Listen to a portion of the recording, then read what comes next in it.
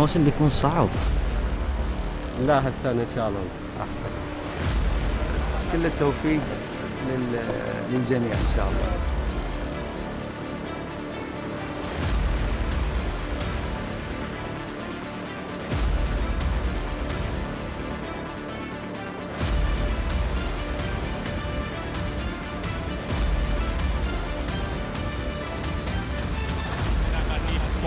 بشعار فيكتوريا مع الفارس عبد الرحيم جاسم، وهناك الجانب الآخر هنالك أيضا بملاقاته الرزق.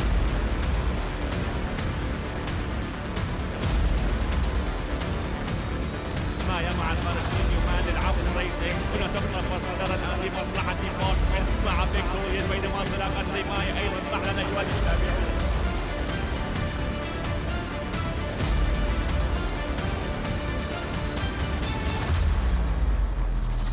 رجعنا سنتين ورا، شلونك؟ الحمد لله. ضايع وجهي افتكر يعني. ننسى اللي فات نبتدي صفحة جديدة. تبغين ازيد بعد فيه موجود. والله كنت أتمنى يعني بهذا اليوم الفوز إنه يكون في جمهور.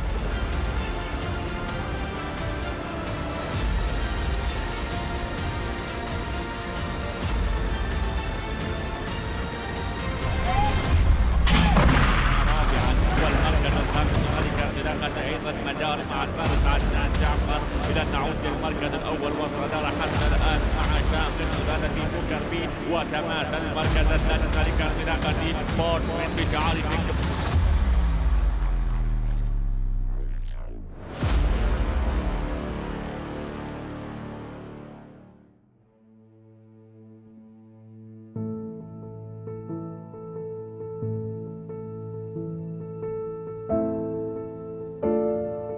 ننسى اللي فات نبتدي صفحة جديدة. صعب ننسى اللي فات، خصوصاً إذا كان مبني على تراكمات.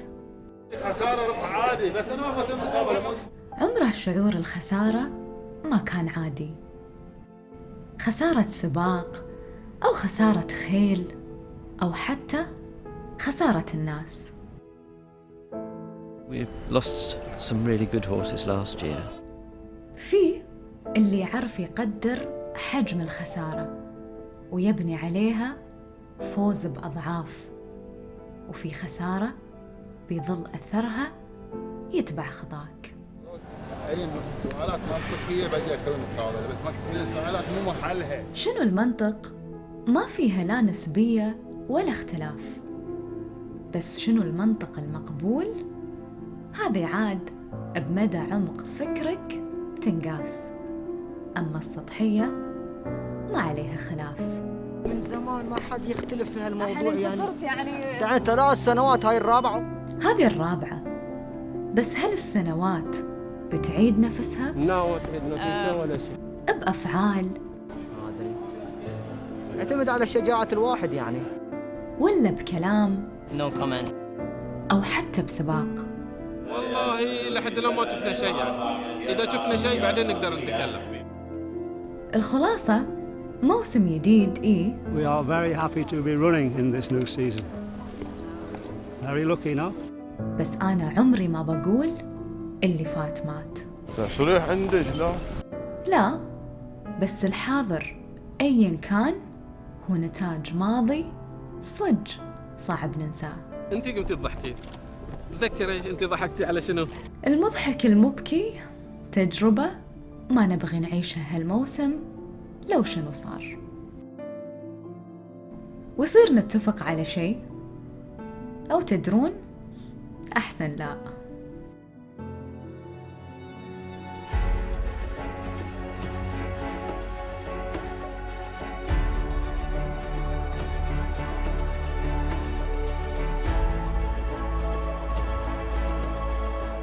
أول سباق في الموسم، صح الجو شوي كئيب ومو نفس اللي تعودنا عليه، بس السباق يبقى سباق رغم كل الظروف ورغم كل شيء نمر فيه.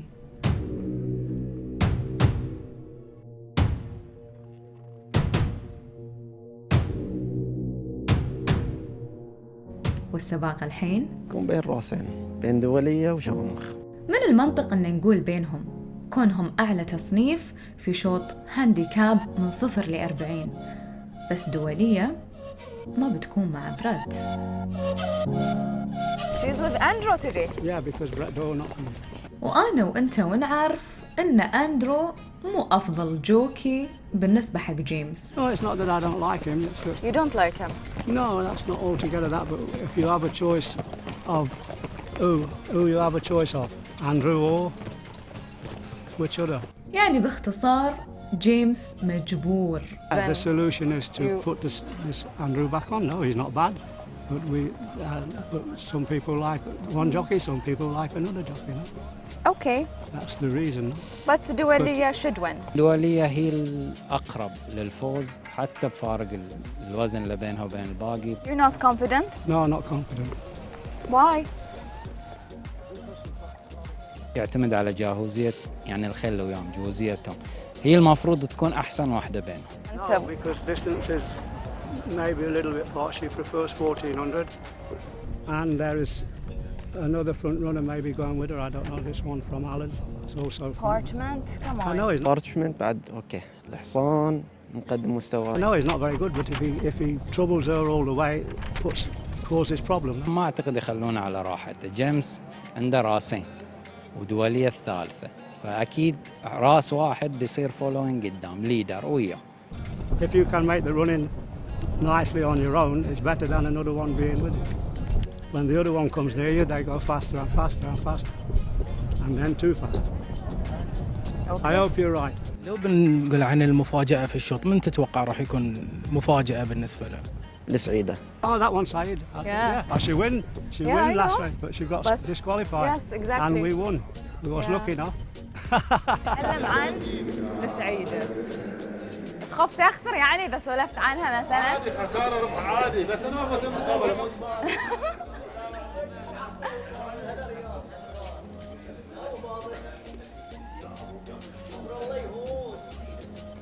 عباس كله معصب. انزين ايش رايك اسالك الحين سؤال منطقي؟ ابى اعرف ايش صار ويا سعيدة يوم شالوا نتيجتها. ان شاء الله تجي فلسطين. بس؟ هو ليش شالوا نتيجتها اصلا ما اعرف. اساليهم تقدر تسالني السؤال مو اسالي انا. He's back now. We'll see.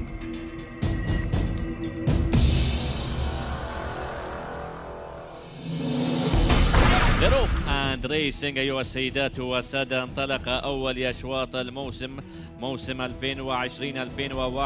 هنا على الاراضي العشبيه بمشاركه 9 من الجهاد اللوكال انتاج محلي بانطلاقه موفقه لجميع الجهاد ما عدا الفرس السعيده. اذا لا تزال الصداره الان لمصلحه دوليه مع الفارس اندرو إليت. المركز الثاني هنالك بمحاذاه السياج يتواجد شامخ مع الفارس ابراهيم نادر. بورتمان في المركز الثالث بينما رماية تأتينا رابعا. والمركز الخامس هنالك بمحاذاة السياج يتواجد مقارن مع حسن الصفار. والمركز السادس هنالك عدنان جعفر مع أيضا مدار. إذا نعود للمركز هنا تغيرت الصدارة الآن لمصلحة شامخ بشعار المشكاب بقيادة المتمرن إبراهيم نادر. المركز الثاني هنالك تتواجد دولية مع الفارس أندرو إليت. بورتمان بشعار فيكتوريوس في المركز الثالث. رماية تأتينا رابعا. والمركز الخامس هنالك انطلاقة أيضا مدار مع الفارس عدنان جعفر. إذا نعود للمركز الأول والصدارة حتى الآن مع شامخ سلالة بوكر بي وتماثل. المركز الثاني هنالك انطلاقة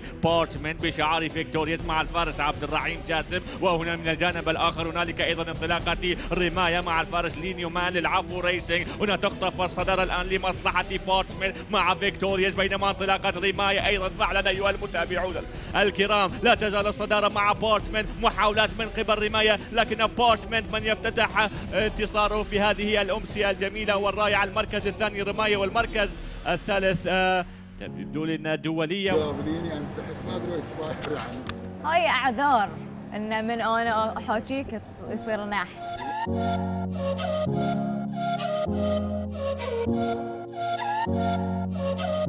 أنا على اللي أشوفه في السباقات شكلي ولا أتعلم. ما كنت متوقعة من بارشمنت اللي شفناه. جيمس Next time I'll never say that Parchment. Oh, you see. It's always the opposite. And wins, see? Yeah? Before, He's he ready. was, before he was very good. 2 years ago, Parchment was very good. هو طبعا احنا متعودين على الحصان بارشمنت انه ودائما يطلع قدام، بس اليوم المدرب قال لي كثرة خيل المدرب جيمي احتمال انه يطرش واحد قدام، فقال لي لا تضغط الحصان، خله على راحته، تشوف البيس شلون، اذا ما حد راح قدام انت اطلع، اذا ما حد طلع انت روح يعني على البيس. The one in the lead running away, Shamik, he's running away and lose iron, saddle slipping, everything on Shamik. Yeah. And see, I know, see what happened. with Ibrahim Nader, I saw that. انطلقنا شوي، مشينا قدام سلفتر السرج يمين، فحاولت اقعد على السرج اعدل روحي، يعني صارتني شوي مشكله، فالحصان اخذ العنان وراح قدام. حاولت ان ارجع فيه بس ما يصير انه في مره ارجع في مره ورا، خليته ماشي قدام. بس دولية كان خسارة ما تفوز هالريس.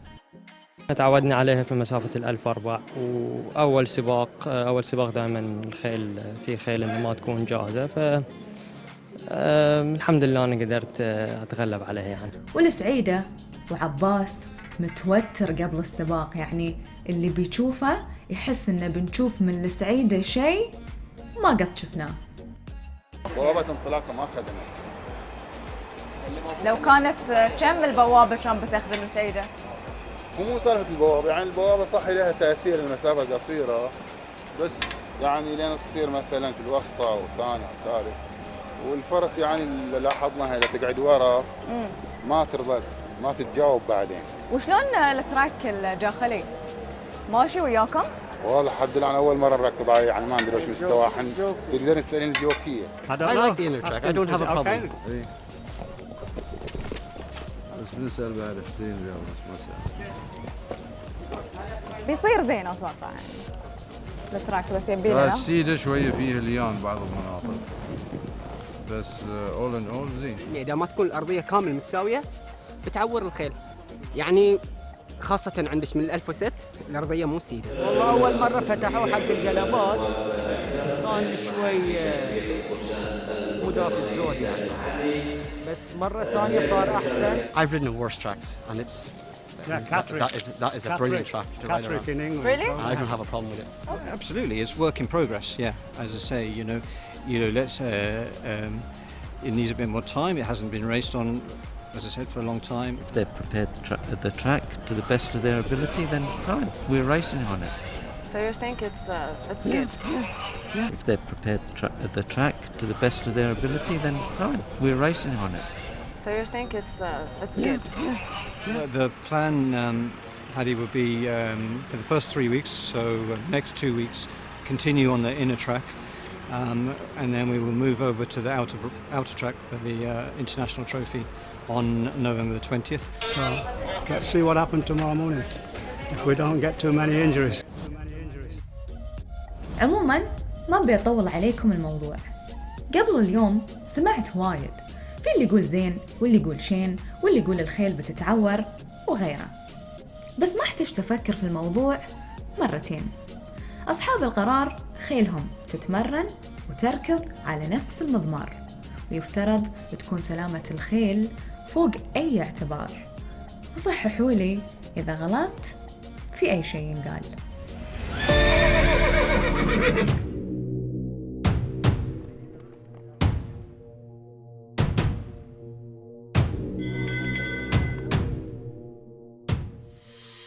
راحت رياجة قلنا بشوي بينفتح المجال. لا تدرين يعني تدرين اسطبل الشيخ عبد الله دائما عند الانتاج وعند الكواليتي. Who's taking رياج's place now? صدارة or صهيل؟ كلنا نبي نعرف، بس بعد صهيل مرشحة أولى وصدارة ثانية، ومعاهم باتموبيل ومقصود والدرة. والله اعتقد حسب الوزن بالنسبه عن الجوكي تبدل وصار حسن الصفار وشال الفرس 55، فبروح مع صداره، بيكون له الحظ الاوفر بتكون له في الشوط هذا. لما يجي تحاول تقارن بين صهيل وصداره، صهيل فرس تملك المستوى وتقدر تفوز في الشوط، مو ما تقدر، بس يمكن فارق الوزن هو اللي يرجح كفة صدارة. بس ولو توقعنا المفروض كان يكون رماني هنا في الشوط هذا، لو كان رماني موجود بيكون في حسابات ثانية. ما قام يسوي ال1000 يعني، يبي 1004 1006. بس الدرة أكيد مو في مكان أو في مستوى صهيل أو صدارة، صح؟ أوكي. أكيد يعني تدرين الصهيل تقريبا ملكة ال5 فورلونج. إذا في مفاجأة توقعها من بات موبيل. إنزين صعب أقول إن المفاجأة تكون مقصود. مقصود لو يكون الشوط أخف من هذا شوية راح يكون له حظ أوفر، ونفس الوقت أتوقع أنه في 1200 الباند يقدم أفضل من السيدة. إن شاء الله الله يوفقنا في الموسم.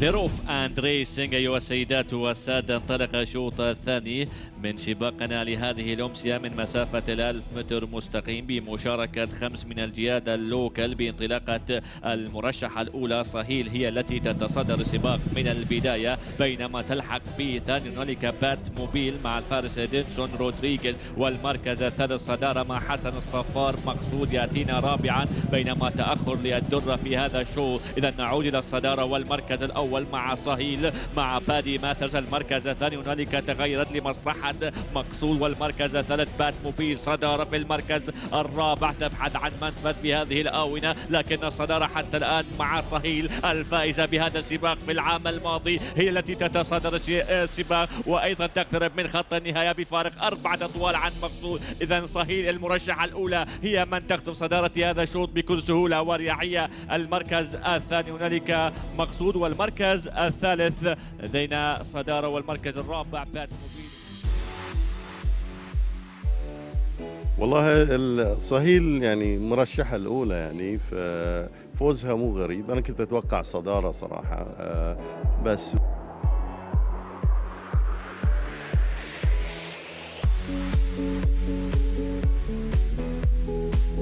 يسوع مقصود. saw Sahil? I saw Sahil. Went Yeah, easy, no?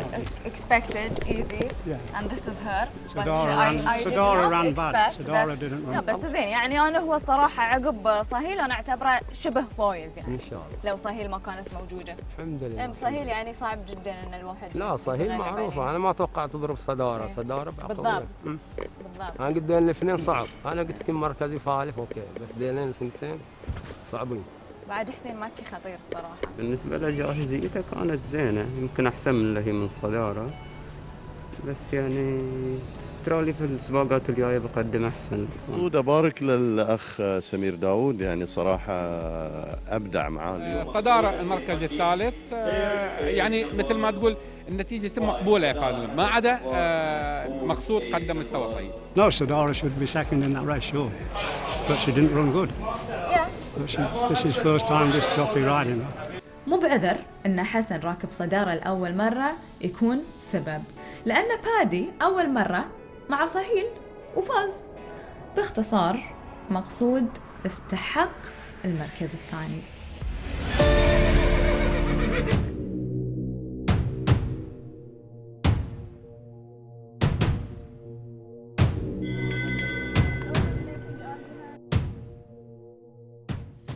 إذا مو بحلان أم زرير ومحمداني راح يفوز. والاثنين عندهم فوز واحد، ومعاهم الكروش 1751 وكروشان 1754 اللي ماسك تدريبهم جعفر مرزوق. يحتاج أقول شيء عن شوط العربيات هالأسبوع؟ أكيد لا، بس يلا أول أسبوع والمفروض الأحسن أكيد جاي، وعلى الأقل بنشوف كحيلان أم زرير. كحيلان أم زرير على حسب نتائجه السابقة بيكون هو المرشح لأبرز في هذا الشوط. ليش نقول بس الأنظار على كحيلان أم زرير؟ حصان لو ترجعين حق سباقات راكضية خيل شوي مستوى أعلى من ذلين الخيل، ويمكن العام شوي صار دروب بحيث أنه يمكن أنه ركض وايد سباقات، بس عامة أول السباقات يبرز أنه حصان قوي يعني عنده مستوى. جعفر مرزوق مدخل حصانين في هذا الشوط، طبعا الفرس كروش والحصان كروشان، اعتقد بهدف تجهيزهم حق السباقات القادمة. الثالث لروف اند and Racing. أيها السيدات والسادة، انطلق أول أشواط الجهاد العربية الأصيلة الشوط الثالث من سباقنا لهذه الأمسية من مسافة 1000 متر بانطلاقة تجمع 4 من الجهاد العربية الأصيلة بانطلاقة المرشح الأول كحيلان مزرير 1766 مع الفارس دينسون رودريغيز، بينما المركز الثاني تلحق به الكروش المرشح الثالث في هذا الشوط مع مارشال جورج، والمركز الرابع هنالك المركز الثالث هنالك المرشح الثاني الحمداني 1746 مع الفارس حسن الصفار، والمركز الرابع كروشان 1754 مع عبد الرحيم جاسم. لا يزال الانطلاق والصدارة حتى الآن مع المرشح الأول كحيلان مزرير 1766، بينما انطلاقة مارشال جوريس مع الكروش 1751، وهنالك أيضا محاولة من قبل الحمداني 1746. إذا لا يزال الانطلاق حتى الآن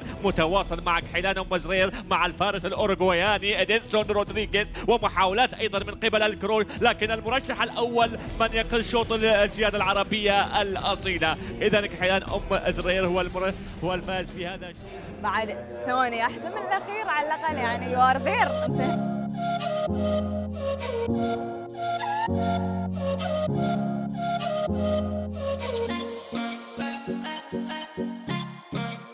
طبعا المرشح الأول هو اللي فاز. هو شيء متوقع نوعا ما، بس مو المفروض الحمداني يكون أفضل من الكروش؟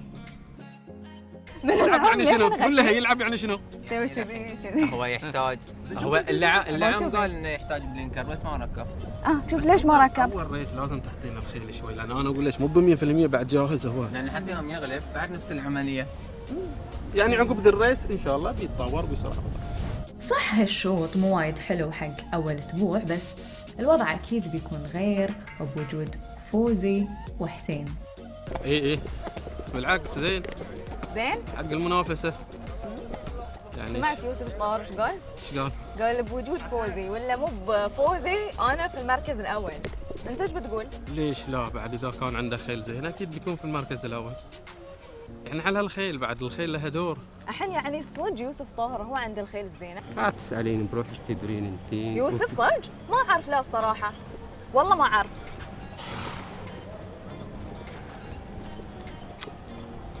تعرفي والله العظيم ما أعرف، حلفت. لا تحلفين. صدق ما أعرف يعني. ما إن مرة يقولون لي قرعة، مرة يقولون لي لا يصير اختيار. ما أعرف الصراحة. بيني وبينك ما مش قرعة. من زمان بندت القرعة. الندى والقرعة. عطني الزبدة. لا تبلشين يعطيش الزبدة، بيني وبينك ما في قرعة، يعطونهم فيهم الناس يعطونهم الخيل.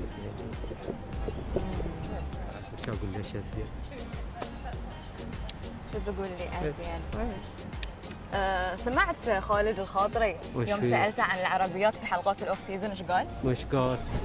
هل المدربين الباقيين الموجودين يعني بإمكانهم انه يتدخلون في كل الديتيلز هذه، او مجرد هو يدرب حصان يجي عند المضمار ويعطي الجوكي اوردر في المضمار يقول له روح وتعال؟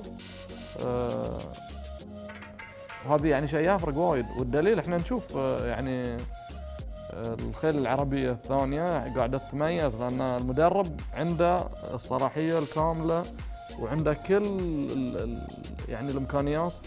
تقريبا من كلامه صحيح، يعني نفس ما ألن بعد ما يقصر شيء، ألن نفس الشيء عنده برشة وعنده كل الإمكانيات. احنا إن شاء الله إذا بدأت البرشة الحين اللي قاعد يسوونها النادي إن شاء الله يمكن شهر ونص تبرز، هاي بعد بيكون من لصالحنا يعني. أنا بعرف الحين رائد ليش سوى لي هاللون كان حده مؤيد يعني. لا اكيد انا نفس ما قلت لك يعني. قول ليش؟ حرية يوسف طاهر أكثر من حريات يوسف. يعني الخيل عنده في الاسطبل تحت عينه يتصرف اللي يبي يسويه يقدر يسويه. عكسنا.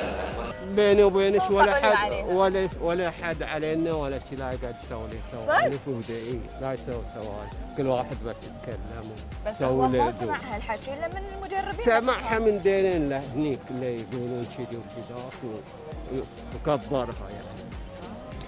تبون الصج؟ صراحة وشفافية جعفر ما شفت مثلها للحين.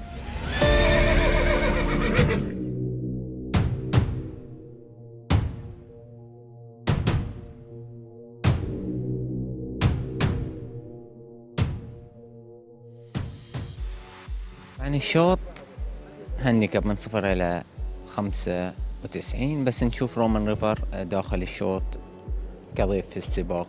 شلون ممكن نشوف حظوظه اليوم؟ ما أظن إنها سالفة حظ فقط، لأن صدق مفروض نقول رومان ريفر حتى لو معاه 10 في الشوط.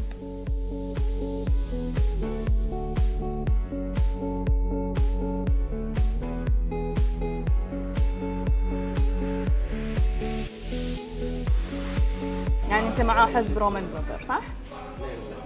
على الورق يعني، واحد بعد ما يقص على الروح. يقولون مرحبا مليون. ما استبعده، حصان طيب ان شاء الله، ان شاء الله غير. نفس اللي انتم تبونه بيكون هالسنه؟ احنا كنا اليوم بنجرب نشوف نفس اللي نبيه ولا لا، المفروض انه غير ان شاء الله. غير وايد مو غير شوي يعني.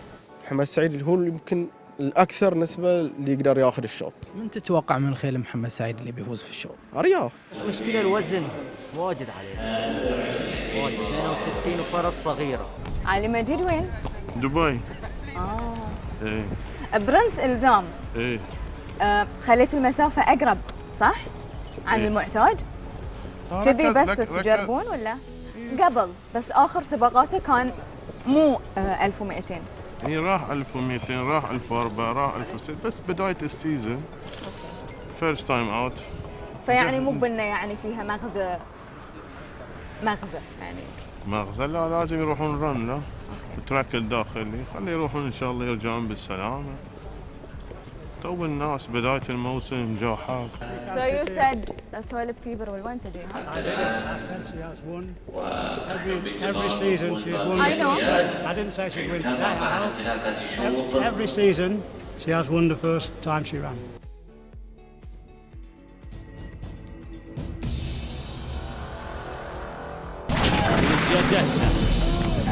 انطلاقة الشوط الرابع لروف اند ريسنج. ايها السيدات والسادة، انطلق الشوط الرابع على كاس المغفور له سمو الشيخ راشد بن عيسى الخليفة من مسافة 1200 متر. سباق هانديكاب من 0 إلى 95 ينطلق للجياد المستوردة ثيربريد بانطلاقة دون أرمادو مع الفارس صلاح عيسى هو الذي يتصدر السباق، بينما يلحق به ثانيا هنالك برنس الزام مع الفارس بادي ماثر، والمركز الثالث هنالك تتواجد الرياف مع الفارس لينيو مان. رومان ريفر في المركز الرابع، لندن لوك ياتينا خامسا، والمركز السادس توليف فيفر مع روزي جيسون، وايضا هنالك التدخل ياتينا من قبل جواد انديرو. اذا لا تزال الصداره والانطلاق حتى الان، بينما تخطف الصداره في هذه اللحظات من قبل الجواد. هنالك رومان ريفر بشعار الام اي ريسنج مع الفارس عبد الرحيم جاسم الذي يبحث عن ثاني انتصاراته في هذه الامسيه مع نفس هذه الشعار. وهنالك ايضا محاولات من قبل توليف فيفر مع الفارسه هنالك روزي جيسون. فعلا ايها المتابعون الكرام، هنا توليف فيفر هي التي تتصدر السباق، وبوراستيس مع الفارس عدنان جعفر. فعلا ايها المتابعون الكرام، هنا بوراستيس مع الفارس عدنان جعفر، وايضا هنالك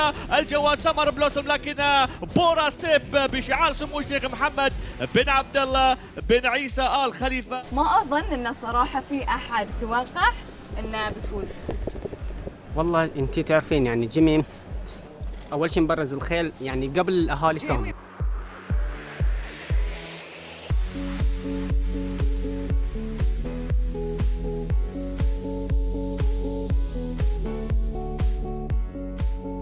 طبعا مفاجأة. ايه كلها كذي، كلها مفاجآت، بس واحد اللي اتوقع. من؟ اوجه له تحية، زهير مجيد، قال لي عندنا لها جود شانس. هو يمرنها؟ هو يمرن. اوكي من شعره. فمن كذي يعني حطيت امل. فيوم اعطاني الاوردر المدرب قال لي لا تطلع قدام. حطيت امل ولا اصلا انت ما كنت متوقع الا يوم قطعت خط الفينش؟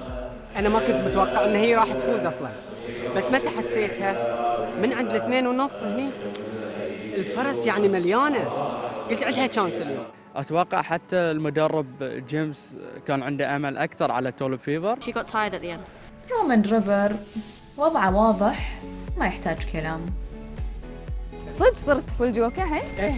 ويا حليله افتكرنا. ما في الحين شابك ما شابك يسار ويمين. شنو شعورك الحين؟ صرت خلاص يعني. والله كنت اتمنى يعني بهذا اليوم الفوز انه يكون في جمهور.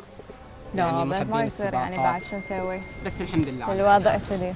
الحين ضربنا ما ضربنا اخر مره، نصير جوك يلا اقرب. اخر مره فلت الوين.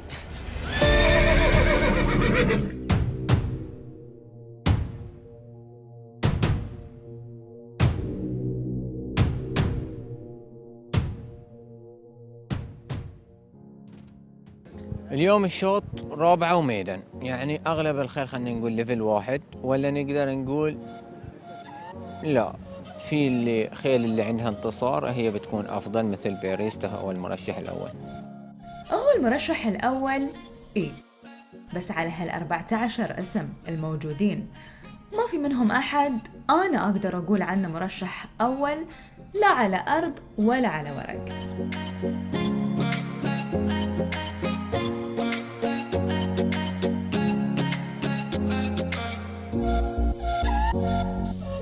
في خيل جديدة، هذه احتمال آخر بعد. الفجر مقبل على شنو؟ مقبل ان شاء الله، يعني ان شاء الله يؤدي سباق. تعرفين اول مشاركه له شويه حار الحصان، متنرفز وايد، اكو شوفت عينك يعني متنرفز اول ريس له، فان شاء الله يعني. اي والله. ناصر خذ لك بعد لفه، نص لفه. بس الفجر المقبل حصان رائد، وأنا تعودت أشوف رائد دايما مع يوسف، بس ما لحقت عليه لما كان مالك. كان حصان ستيد نعم. عشان أنا أخوي مجتهد رائد، يعني يتعب، يحضر وايد وياي كم سنة، يعني قاعد تشوفينه وياي يسرج ويخدمني، يعني أتمنى له يعني أنه يفرح إن شاء الله. نرجع للمرشح الأول مثلا. بكون صريح وياك، الحصان بروح حق بس حق الريتنج، حق يتريت الحصان، يعني غالب الحصان ب56، اليوم يركض ب61. اتمنى انه يقدم المستوى. الحصان مو جاهز يتم 100%، لا بكون صريح وياك، بس انا انظر اساس الحصان ما تريت لحد الحين، ركضه واحده في البحرين فاز فيها ما تريت، فانا بدنا اساس ريتنج، بس اتمنى انه يقدم المستوى، وعنده مستوى، بس تبقى الجاهزيه مع الحصان، تاهل انه يكون نت في الشوط ولا لا. هاي الكلام احسه دبلوماسي، لأن حصان مرشح أول وشفنا عنده المستوى المطلوب. هذه شيء تصريحات مدرب، بس احنا نحكي اللي نشوفه وعلى حصان ركضته الأخيرة إنه يقدر يقدم، يقدر يغلب. ريسينج فعلا أيها السيدات والسادة، انطلق الشوط الخامس على كأس المغفور لسمو الشيخ راشد بن عيسى الخليفة من مسافة 1400 متر بمشاركة 13 من الجهات بعد انسحاب ديليجندب.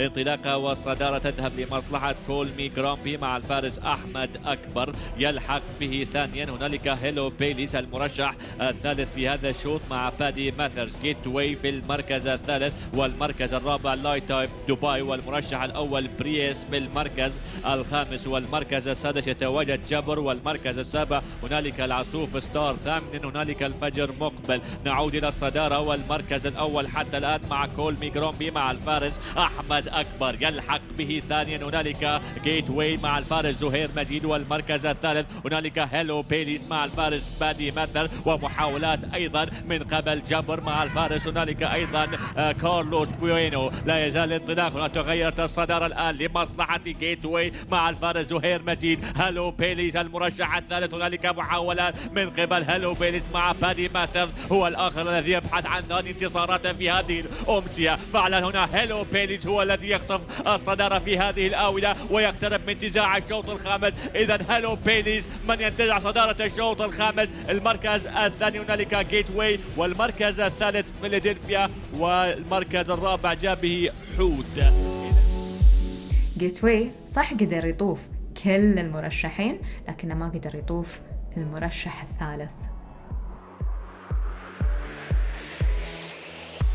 والله صراحة بقول لك شغلة واحدة، كان حصاني من يعني ما كان مرشح، بس كنا متخوفين من البوابة رقم 12.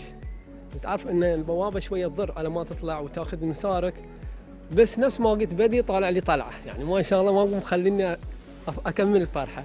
فالحمد لله رب العالمين على النتيجة ثاني، نعمة من عند الله.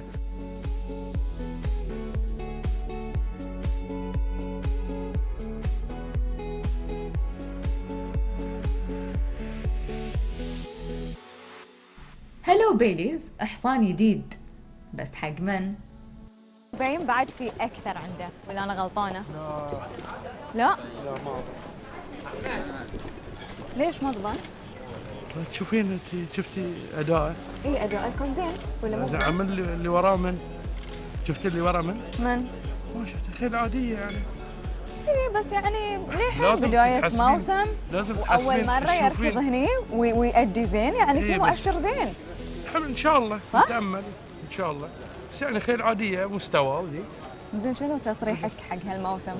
اي تصريح؟ ما عندك تصريح حق هالموسم؟ شوف جريده تشوفيني هاي ما لها حل بعد. يلا مشكورين. أنا بصرح عن الشيخ سلطان بس بعدين. يمكن إذا بصرح عن الشيخ سلطان بقول إن هالسنة جايز يكون ناوي على صدارة الملاك، وسألوني ليش بس بعدين.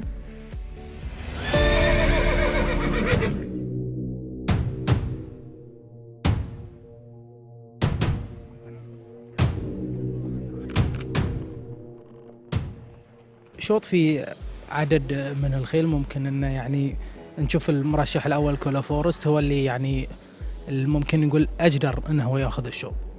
اعتقد انه بيكون نفس ما قلت كلامك صحيح. بس ليش؟ حصان كلاسة اعتقد انه افضل من هذا الخيل. على كل هالخيل قراءة الخيل في أول سباقات الموسم صعبة، لأن تدخل فيها حسابات الجهوزية اللي للأمانة صعب في وضعنا هني ننكرها أو نغضى عنها العين.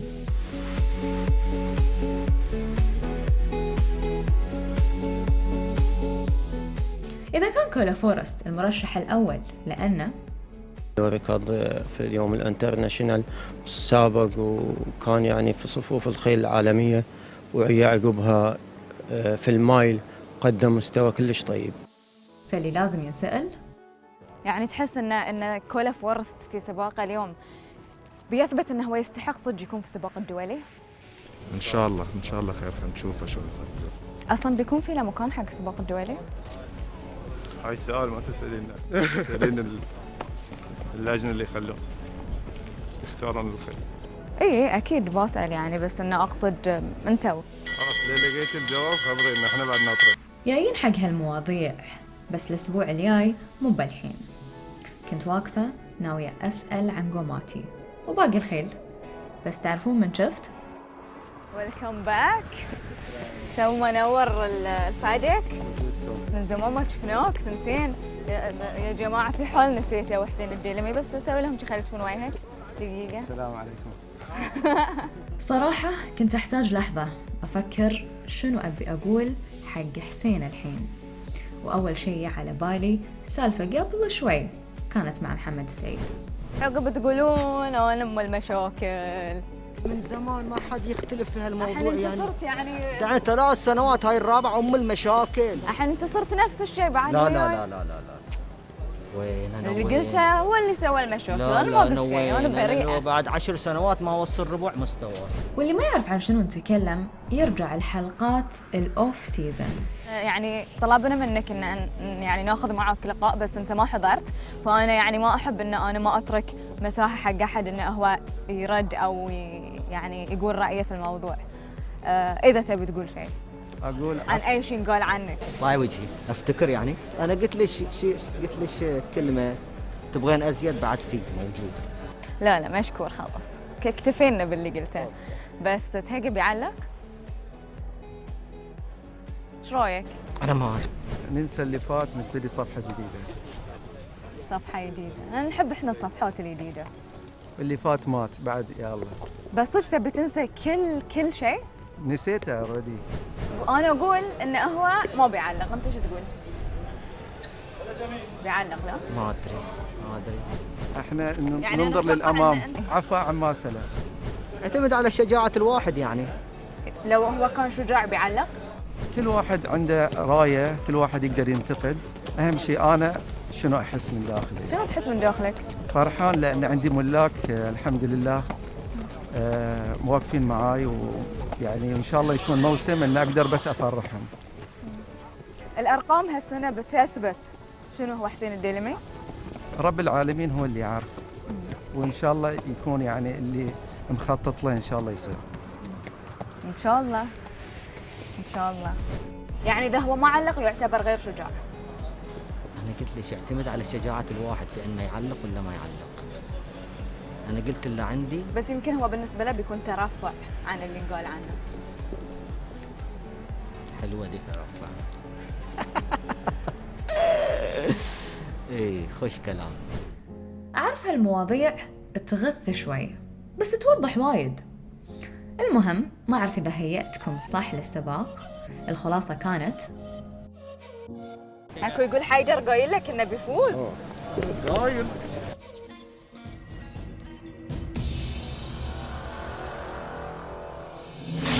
روف اند ريسينج انطلق الشوط السادس ايها المتابعون الكرام في كل مكان من مسافة الميل 1600 متر بمشاركة 12 من الجياد المستوردة ثيربريد بانطلاق موفق لجميع الجياد. هنالك المرشح الاول من يقود هذا الشو، يلحق به ثانيا المرشح ستار بو بمحاذاة السياد ليد باك روميونا يغير المركز الثاني، والمركز الثالث يتواجد انترناشونال مان، والمركز الرابع هنالك تامرلين، والمركز الخامس ياتينا هنالك ايضا ستار بو اكروس ذا ستار في المركز السادس، والمركز السابع ليكو، ثامنا ياتينا مشتاق، وايضا هنالك جوماتي في المركز التاسع، والمركز العاشر فالدي سول دايركت مسد في المركز الحادي عشر، وإمارال في اخر الجياد. هنا خطوه بخطوه المرشح الاول كولا فورست الفاز بالميثاق مايل، المركز الثاني هنالك يتواجد هنالك ليت باك روميو للعاديات ريسينج، والمركز الثالث ستار بوي مع الفارس ايضا لدينا دينسون رودريغيز.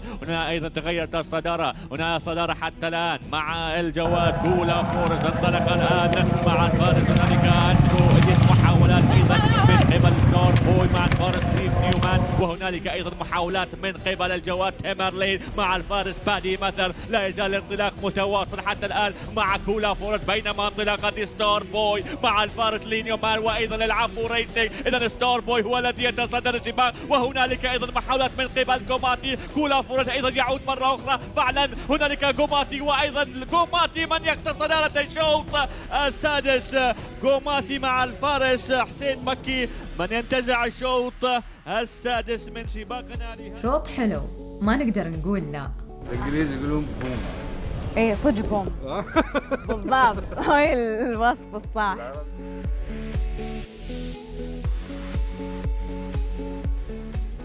أكيد تبون نقول ليش كولا فورست خسر، بس اللي أنا أبي أقوله إن هالشوط ما يحدد من أفضل بقدر ما يحدد من أجهز، خصوصاً إن في الشوط تيمور، فالديسول، مشتاق وستار بوي. اللي خلاك تحس إن كولا فورست ما بيغلب هاي هو مو إحساس، هو مثل ما يقولون أنا حللت الوضع، إنه إذا بتطالع ويا فالديسول حصان جروب، ويا جوماتي حصان جروب، ستار بوي حصان لعام قدم أداء زين، مشتاق قدم أداء زين. اللي شفع حق كولا فورست آخر ريس له غلب خيل أبطال، يعني أوستن باور، ثوركل ستار، يعني هاي الشباب دلين كلهم غلبهم غلبة مريحة، ما حد توقع يروح قدام كلش. He ran well, but he needed the run. I've not sat on the horse at home, so I don't know how fit the horse is. I know nothing about it. I've only rode that horse one time when he won last year. اليوم الناس كلها تدري، مدربين يدرون ان الحصان هاي يطلع قدام احد راح ورا ليد باك روميو صار ورا صار ويا خلاص. بس انت لو تلاحظ ليد باك هاي كولا فورست اخر تقريبا 150 متر بعد من اول جدد. I mean today it only took 2 furlongs to pull him off. He got tired. I mean it's the first race of the season. جوماتي جا مرتاح من ورا، طلع عليهم الاخر اللي هو 200 300 متر منتظر، كجاهزيه ما كانت جاهزيته 100%، بس انه انتظر يعني زياده عن اللزوم فقدر. ليش عيل اليوم عرضتوه حق البيت حق البيع ما حد شرى؟ سأليني انا من كذي قلنا له يغلب اليوم. يعني صراحه يعني حصان ريت 98 حصان بطل بصراحه. غلطانين اللي يعني ما خذوا. كم عارضينه سمعتي؟ لا كم؟ قول 2500. صار له الحين 3 سنوات معروض للبيع، كل سنه حد يشتري يغلب شوط يعني. وحتى اخذ الون من ستاربو، يستاهل ابو عبد الله وهارلك لابراهيم العفو ومحمد خالد عبد الرحيم، والخير في الجاي ان شاء الله. But do you think he deserved to be in the international race? No comment. No comment. It's a tougher race than it's ever been before. It's a very tough race. يعني هو جوابه لا، بس يعني ما يبي يقول.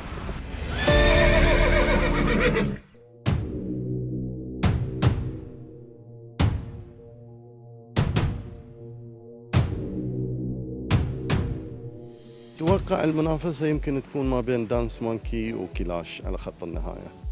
انزين وشواش وين راح؟ وهو مرشح أول يعني؟ المضمر ألان سميث يدرب في الفترة الصباحية وشوي من وقت، يعني ما يمدينا نتجسس ونشوف خيله. الجواد شواش إذا كان بكامل جهوزيته ما راح يكون خارج دائرة المنافسة. ألان إذا فاز الحين بيكون ثالث فوز له اليوم، والمفروض أنه يخطط يرجع في المركز الأول على صدارة المدربين. No, Why? I can't compete with millions of dinas. With millions of what? Dinas. We don't buy expensive horses. We've never done that. Never done that. You understand? I do. You mean victorious? Never been. I don't say any. I've trained for victorious. Huh? I trained for victorious. I have winner for victorious. Yeah, but I mean. No, I don't mean anyone in particular. Only them who bought expensive horses. I'm going to this year. concentrate on my horses. I'll talk to you later. حتى ما مداني أسأل عن شواش، ما أعرف، بس هو اللي قال إنه ما يقدر ينافس لأنهم ما يشترون خيل بملايين ولا عمرهم شروا، وطبيعي إنه يقصد فيكتوريوس. Your statement for the season. Statement victorious. الله يوفق جميعا إن شاء الله. بس وأنا يعني فليحهم موجودين وخلاص استسلام. بعد يبين لما تشتري فراري خلاص ما يحتاج تشتري بعد كراسيدا. ها؟ يصير نركض كراسيدا ويا فراري؟ ما يصير. بالعقل ما يصير. لا؟ ألان ولا يتغير، يعني ما أعرف لين متى بيتم يتحسس من الأسئلة الصراحة. وأنا أحس إنه لو أصلاً يعني ما كان في شيء يخليه يتحسس كان أجوبته على الأسئلة ما بتكون بهاي الطريقة اللي. بس تدرون أنا أعرف شو اللي خلاه يتصرف كذي. سؤال سألته له أول ما وصلت، بس بتسمعونه الأسبوع الجاي مو بالحين. المهم خلونا نتابع دانس مونكي، بما أنه يمكن أنا أشوف أن دانس مونكي بيكون أفضل حظوظ من الجياد الأخرى. أنا قاعد أسمع عن دانس مونكي. أنا أحب الأغنية ذي دانس مونكي. أغنية فيه ما أعرفها؟ إيه. بدورها الحين بشغلها. تعرفين الأغنية الإنجليزية؟ لا دانس مونكي. تغنيها لنا؟ ها؟ قول لنا الكلمات. أنا برقص عليه.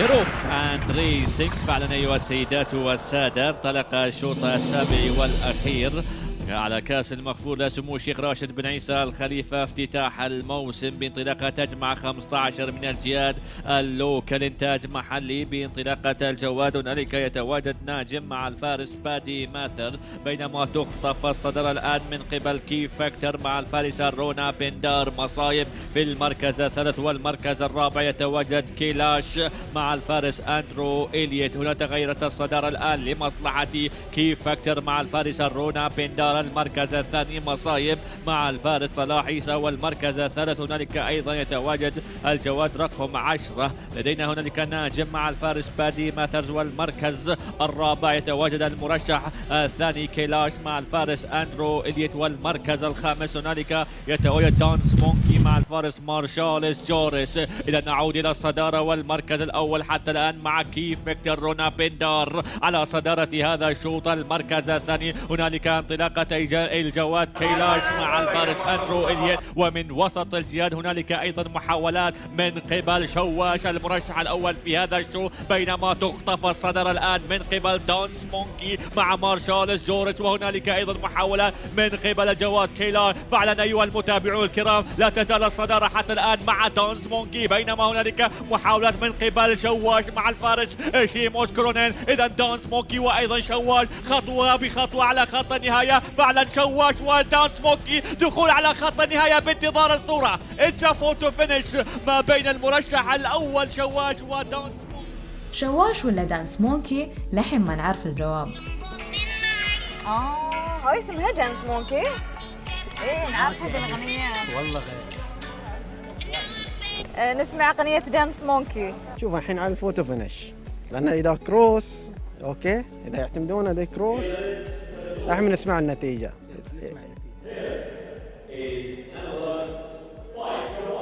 شواش اوكي. الصراحة ما أعرف شو أقول، وأخيراً ولا الله على شواش.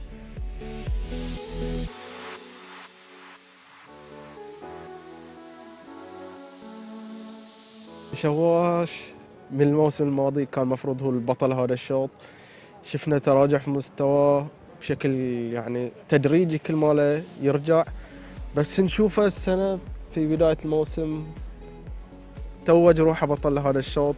شوط يعني ما تدري ايش توصفه، شوط جميل جميل جميل لأبعد الحدود صراحة. أعرف شو تفكرون، وأعرف عندكم وايد مواضيع تبغون تسمعون نقاشاتها، بس لا تستعجلون. اللي أبغى أفكر فيه هالموسم وأبغيكم معاي تفكرون، من بيحدد هالموسم شلون بيكون. Always happy with whatever I've got. نعتبر نفسي لكي. اقدر ارفض له طلب؟